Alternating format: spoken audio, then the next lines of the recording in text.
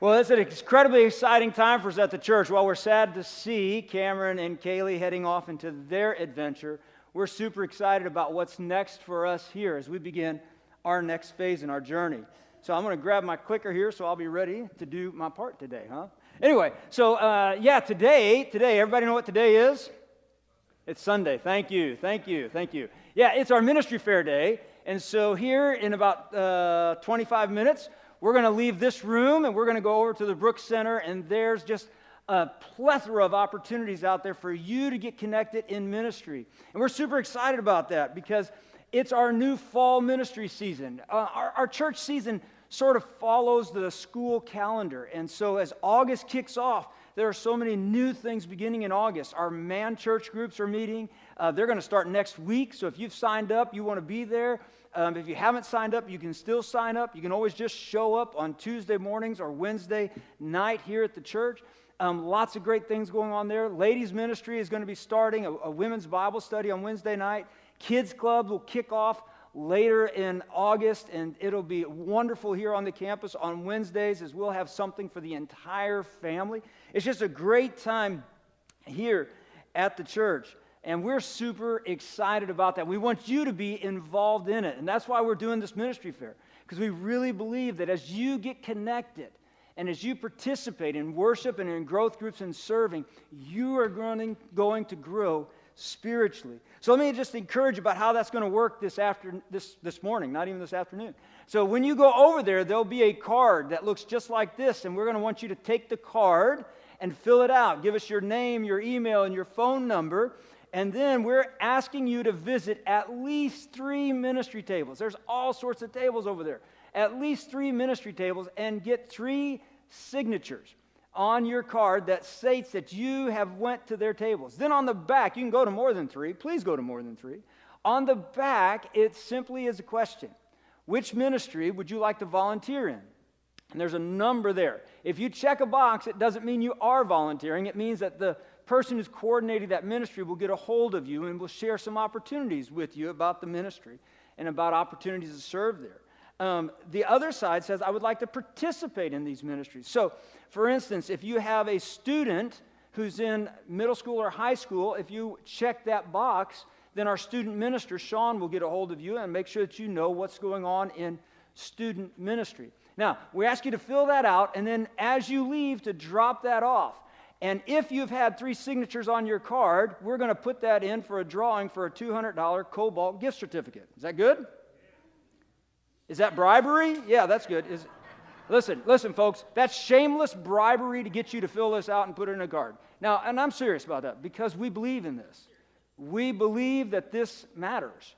And if we as a church are going to move forward, and if you're going to grow, we think it happens as we connect in worship in our growth groups and in serving opportunities. Now, to top it all off, we have the Groundhog Smokers have been smoking meat all night, and they have some food over there for you, so it's just going to be a great time. You don't want to miss it. Go be part of it. Now, speaking of everything else that's going on, when you walked in, you saw a table filled with these cards. And what are these cards about? Well, so next week is our Backpack Blessing Sunday.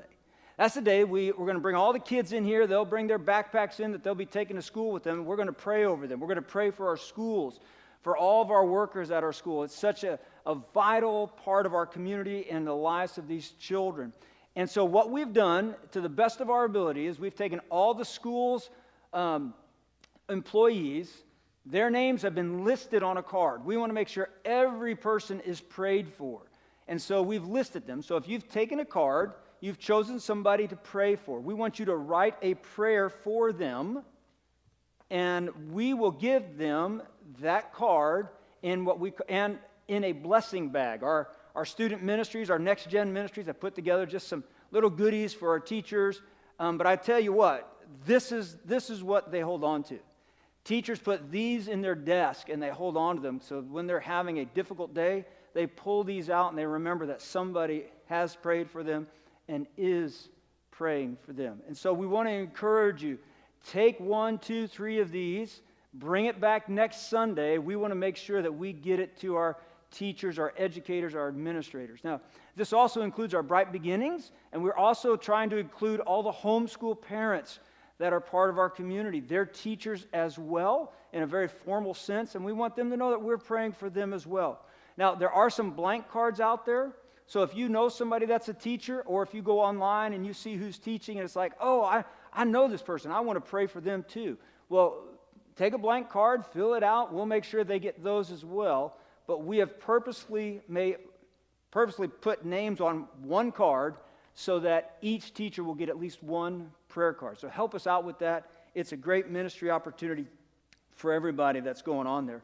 And it's always a great Sunday and a great opportunity for us. So just a lot of things going on. In fact, I want to make sure that I get all my notes right, because this Tuesday is our church council meeting. And we're super excited about that because we've been in a 7-month process of praying and saying, God, what's our next step in ministry here? How do we move forward in ministry? And we're going to be announcing and sharing the results of that process with you this Tuesday. We're going to be sharing about some things that we're going to be doing on the campus, how we're better utilizing our space, especially on Wednesday nights, so that we can accommodate more students, more adults, and make that happen. There's a little bit of remodeling we're going to have to be doing over in the office building, in this building, and renovating. We've still got Sally damage that we've got to take care of, and so we're all going to be coming together, sharing how we're going to be doing that. We're going to be inviting you to be part of that process through a gift. At the end of the month, we're going to be taking a special offering to help pay for all those things. But, we're excited because we're ready to launch in to this next ministry season. I don't know about you, but I am ready for that. And then it happened, right? It happened. I thought I was going to throw this away and burn it, but I'm wearing it today. And I want to tell you, everything that's been exciting that's going on around here, and then all of a sudden we got hit again with numbers and questions and everything else. And here's the thing, guys. This can derail us if we let it derail us, right? And what's amazing in our world today is this has become so divisive. If we allow it to become divisive. So people say, well, what are you doing? And some people, I had a mask on earlier when I was around other people. They said, you got your mask back on? I said, yeah, I do. And some of you don't have a mask on. Yeah, you don't. And here's what I want you to know. It's okay. All right? Can we all say that together? Let's just say it together. It's okay. It's okay. If you want to wear a mask, wear a mask. Wonderful. If you don't want to wear a mask, don't wear a mask. Wonderful. Right now as a church, that's just where we are. We have become so divided over the issues revolving around COVID. And the one thing that we all agree is this COVID just stinks, right? And that's mild putting it. So here's the deal, guys.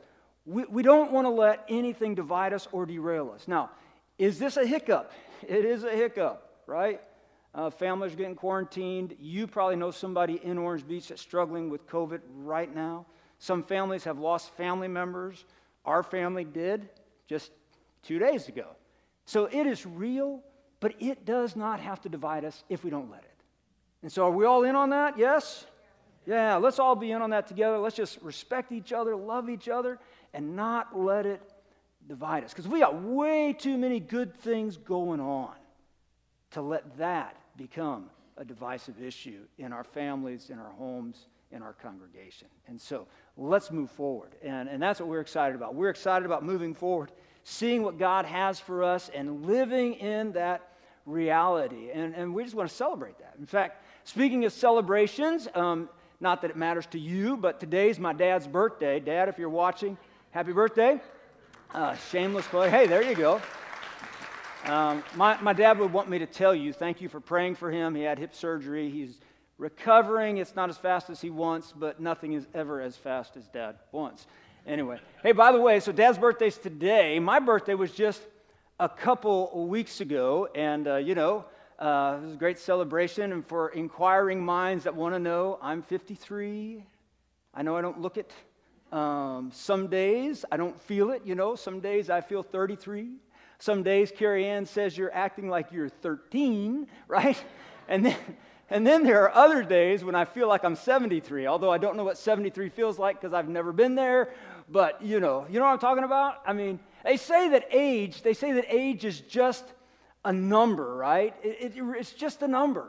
And so I really wonder, how do you know how old you really are? Some people say you're only as old as you feel, right? You're only as old as you feel. Well, turn to somebody and tell them how old you feel today. How old do you feel today?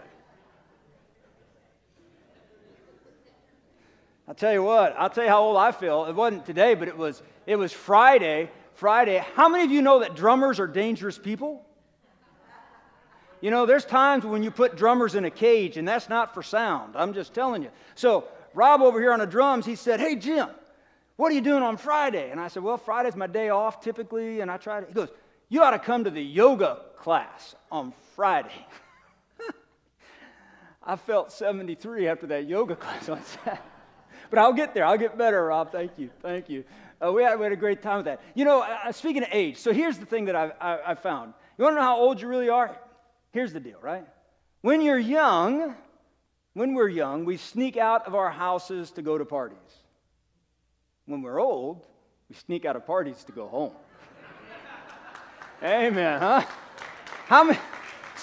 So how many of you, some of you are still pretty young. I mean, you're collecting Social Security, but you're young, right? You're like, "Hey, honey, I got to go to the store. It's going to be a while." And the guys, right? And some of you are probably like me. I've been an old man for a long time because I like home, right? You're only as old as you really think you are. But you know, these parties just confuse me, though. Anybody else confused by parties? I mean, seriously, they just confuse me because you ask the question, who's the party for and who's hosting it? Who's throwing it, right? I mean, take a wedding reception, for instance. Anybody ever been to a wedding reception? Yes, you've been to a wedding reception. Some of you have had wedding receptions. Some of you have paid for wedding receptions, right? And so you get there, right? And who's the party for? Who's the guest of honor? That's a good question, right? I mean, the party is really for the bride and the groom. They're the guest of honor, right? They should be the focus of the party. And yet, who plans the party? The bride and the bride's mama, right? The bride and the groom, right? And who's upset if things are not perfect? The bride and the groom. And yet they're the guest of honor, but they are the host as well. That just doesn't make sense to me. I mean, housewarming parties. Some of you are redoing your homes and you're almost there. Sally damage is almost taken care of, right? And you're ready to get back in your home and you can't wait to show off all the new improvements. And so you invite your friends over. You say, "Hey, come look at my new home. Come look at everything that I've done here." And you are hosting the party, but really the party is all about who? It's all about you. And in fact, you want me to bring a gift to your party, right? I don't understand that. I mean, what I understand is surprise birthday parties, right? Those parties make sense because who's the guest of honor? Whoever has the what? The birthday. That makes sense. And who's hosting the party? Well, who's ever throwing the surprise, right? And all the other people guess. Who gets the gift? The guest of what? Honor, the birthday person. By the way, did I tell you my birthday was a couple days ago, a couple weeks ago? All right, just keep that in the back of your mind. I'm just telling you, keep that in the back of your mind. Now, lest you think I've totally lost my mind and all these deep thoughts at Orange Beach United Methodist Church today, I'm not the only one that has trouble with parties. In fact, the disciples had a lot of trouble figuring out this guest host thing at parties. Who's the guest of honor and who's the host? In fact, they were with Jesus during Passover. Now, Passover is the highest party celebration time in the Jewish calendar. And so they go to Jesus and they say, "Hey, Jesus, where do you want us to go so that we can prepare to celebrate the Passover with you? We're going to prepare to do it. We want to host you. Where do you want to do this? This is our party for you. You are the guest of honor." And then Jesus does the Jesus thing, right? He kind of takes leadership because he's the leader. And he says, "Tell you what, guys, go into town. You'll find this one dude. He'll be walking around with a water jug.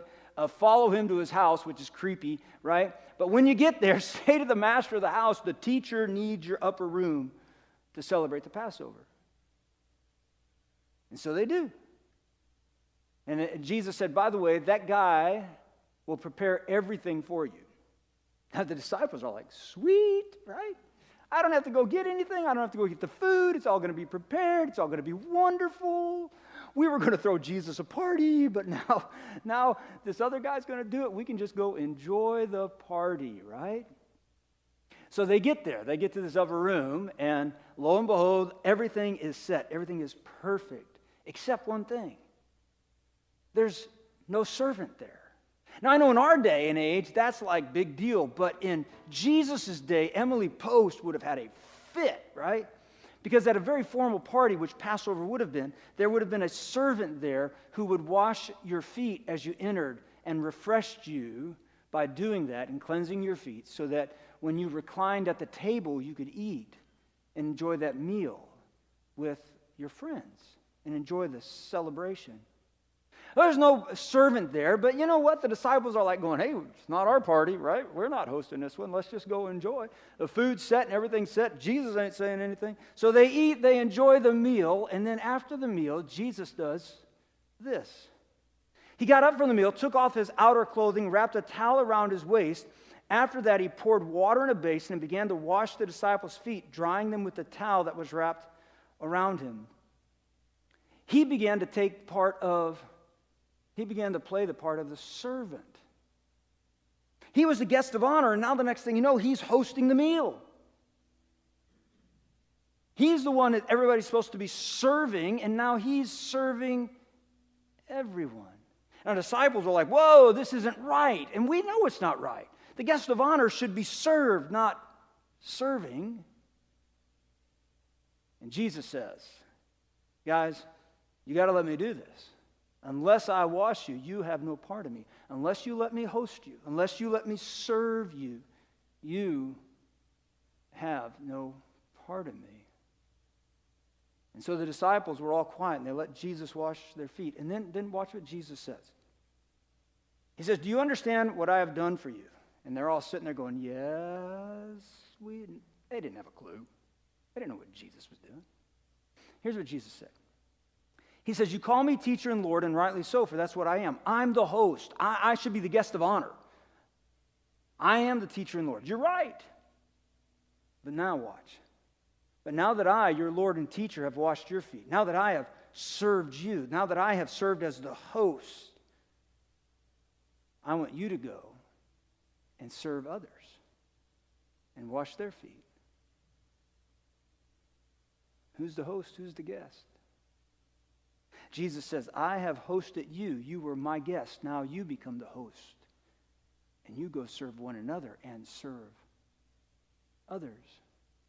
See, I think Jesus is trying to teach us a principle about what his church, his community should look like.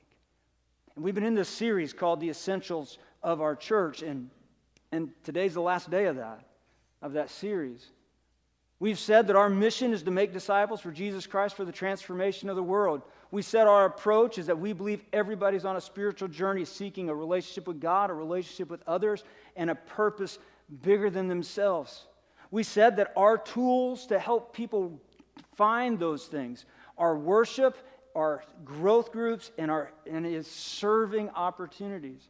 We said that if you want to get in on the game, your contribution is your prayers, which is more of your attitude of submission to the Lord and surrender to Him as He's working through our church and through your lives. Your presence, showing up, not just physically, but really being there. Your gifts, giving financially, not just because of the physical needs that we have, but because it breaks the bondage of that finances have in our life, and that finances typically define us, tells us who we are and what we can do. And we say no to that through generosity.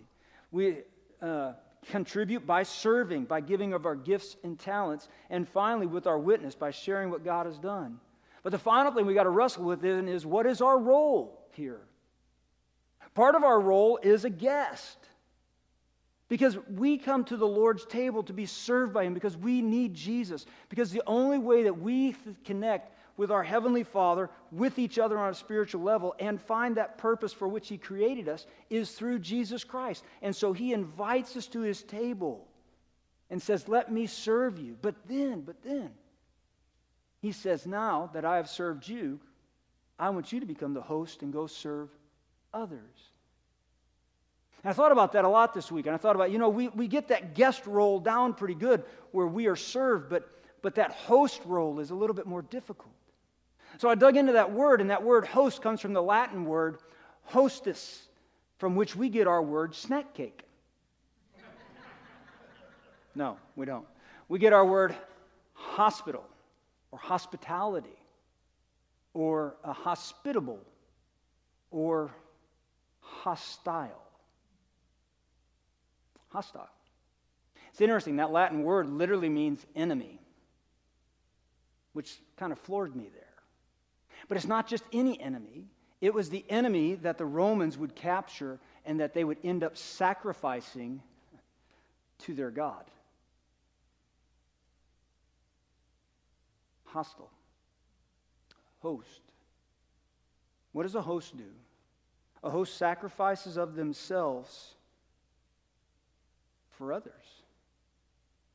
That's what happens with hospitality. That's what happens at a hospital.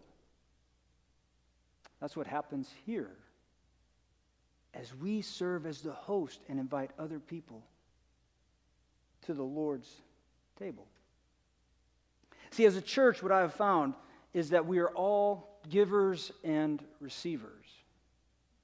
And we kind of fluctuate on that back and forth, don't we? I mean, there's some times as a part of a church that you're just wounded and broken and you just need. You need something special from God and you just need to receive that. And as a community, we come around and we just share and we minister and we love on you. But at the same time, you're also a giver. You're also a host. Because you have something to offer the body, and the body is not nearly as good without you. Sometimes there's not much we can offer because of our woundedness, because of our brokenness, because of something that we're wrestling with. And there's other times where we're just hosting everybody because God has filled our cup so much and we're riding high and rolling strong. And the beautiful part about the church is you've got this movement of guest and host all the time within each of us, all centered on the one who is our host, and that's Jesus Christ himself. And so this morning, we're going to be reminded of that truth as we come to the Lord's table and receive from him. And then we're going to reaffirm, for those of you who are members here, we're going to just be reminded of our commitment to one another and to our Lord. And then we're going to go over and enjoy some Groundhog Grillers food and begin to say, God, where would you have me as I host others? How can I serve and how can I help you?